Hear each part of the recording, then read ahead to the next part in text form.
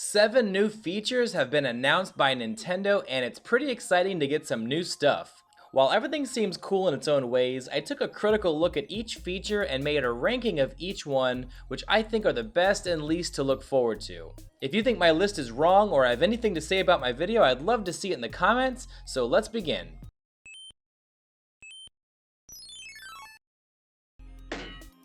The bottom of my list is, sadly, the Ninja Speedruns. It's a really cool idea and looks like a lot of fun to race against hundreds or maybe thousands of ghost runs from other players, but remember that while there are a lot of casual players in the game, there are quite a few very skilled players, and also some highly elite speedrunners.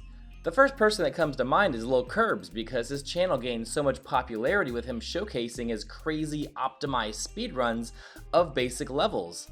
Now Nintendo is going to be creating levels that are probably around normal difficulty and opening it for everyone to compete. This kind of puts the brakes on the excitement because you're going against Lil Curbs, Z7, The Beast, JC, and plenty of other top elite players that know all the tiny optimizations to get the best time. Will this be fun to run through with lots of other ninjas? Absolutely, but realistically, there's no chance that even a really good player would be able to beat the time of the top players. Now, what Nintendo could do to improve this is let us create lobbies like playing with friends where we choose the group who we're competing against. Otherwise, you're just pitting an Olympic sprinter against some random middle school kid. The next thing near the bottom of my list is this dash block. I know that the Mario Maker community is creative and they will find some cool uses for this, but as it's shown in the video, it just looks like a super high-speed conveyor that can change your momentum immediately. This will look cool in speedruns, but how many traditional or puzzle levels can you think of where there's a need for an immediate speed boost? I think this will be used heavily in easy and normal levels where it'll just be a silly way to go fast.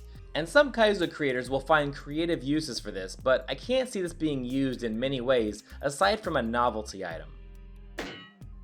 I almost put this in 6th place because it feels like it's just a timed on-off switch. Sure, there can be uses for it, and the community always makes cool use of weird items, but this item seems like it has very little use where a P-switch with coins would do just fine, or even an on and off switch. Now, I know that this item will end up with there being a lot more levels with coin-based clear conditions where they just give you a fire flower and 100 frozen coins and go at it, but this is a feature that could find some creative use in various ways. I mean, look no further than the ROM hack Super Calm Bros or Super Rift Bros, which both use frozen coins in some creative ways. Personally, I don't have a lot of ideas for how to use these in cool ways, but with all the hot fire objects being able to put out the ice, this opens up many possibilities, including a use for the Angry Sun, which until now was kinda useless. The first thing I'll say is hopefully they have a way to make Pokey faster, but even if not, this is great to have an enemy of adjustable size that can be broken into pieces with various items or completely destroyed if the top is attacked. Grand Poo World 2 had a great level using Pokies in different ways, so a lot of creativity can be done with them. Also, there just weren't that many new enemies added to the non-3D world style to Mario Maker 2, so it's always a welcome addition to get a new enemy with some new characteristics that allows for some cool creativity. The main reason I picked Spike as number 2 above Pokey is really just because we've seen Pokey in so many Mario games and ROM hacks, but the Spike has some characteristics that haven't been able to be done in a Mario Maker level before. It's pretty cool that the big Spikes ball can burst through breakable blocks, and also the new Soup Spikes ball can roll and you can spin on it to travel along. We also see here that Mario is floating with snowballs, so it's likely that there will be an option to select on Spike to pick just his ball. So potentially, we could even select the ball by itself from a big spike and place it, recreating an effect like Indiana Jones, since it appears to roll in New Soup and will likely roll in 3D World. On that note, they don't ever show Spike in 3D World, but they always noted in previous things if they were limited to any game modes, and there was no mention of the limitation when Spike was featured. Now personally, I don't care in the slightest for Mario Maker adventure levels where you just wander around collecting items, but I know tons are going to get made.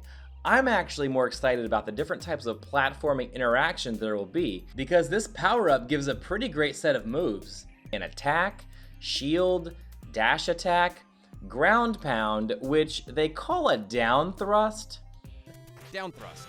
But you know what? I'm just gonna call it a ground pound.